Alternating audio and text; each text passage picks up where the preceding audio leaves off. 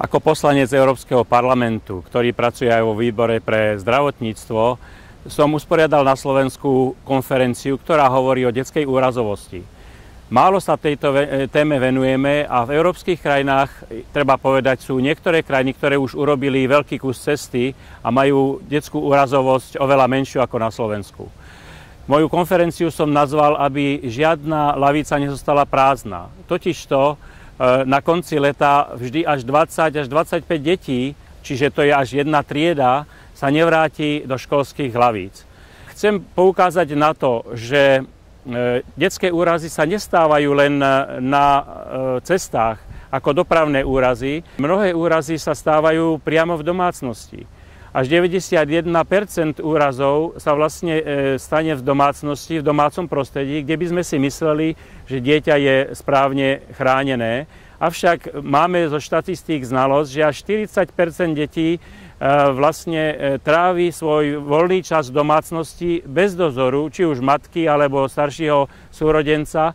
Čiže v tom čase sa stávajú tie úrazy, ktoré potom vyzerajú veľmi zle, rôzne obarenia horúcou vodou. Je známe, že deti hryzú elektrickú šnúru a potom majú úplne zmrzačenú tvár a pery, pokiaľ takýto elektrošok prežijú.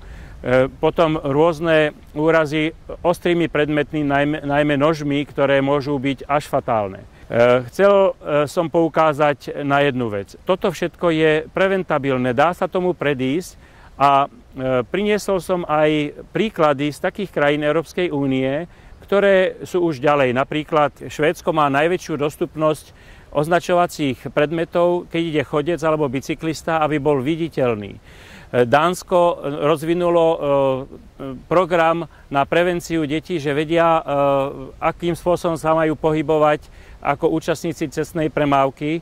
Takisto Veľká Británia vytvorila až také mestečká, kde deti trénujú, akým spôsobom majú dávať pozor, akým spôsobom majú prechádzať cez cestu, akým spôsobom majú byť opatrní pri tom, keď bicyklujú po ceste.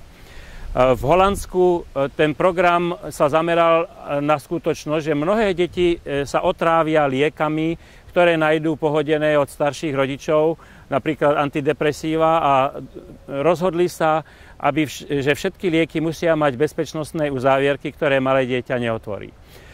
Máme aj na konferencii odborníkov, detského chirurga, máme predstaviteľa Rescue Team Slovakia a máme matku dvoch detí, študentku sociálnej práce, známu Katku Brichtovú, ktorá bude tiež o tom hovoriť svojím spôsobom. Ja mám pocit, že aj vďaka Európskej únii sa veci trochu pohli, že veľa rokov dozadu sa o tom len rozprávalo, ale že teraz konečne sa už začína viac konať a myslím si, že aj naše orgány, v podstate všetky organizácie v súčinnosti, ktorých sa tieto veci dejú, sú viac tlačené, aby naplňali konkrétne veci. Takže myslím si, že je to na dobrej ceste a možno, že tie výsledky sa neukážu hneď, ale o pár rokov.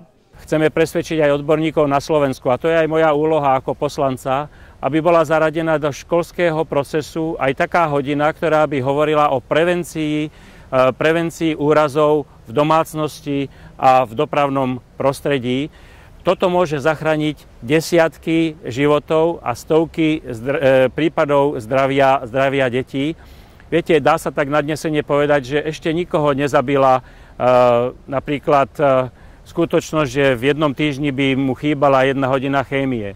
Ale 1 hodina prevencie úrazov, ktorá u nás nie je vyučovaná, by mohla zachrániť život mnohým deťom.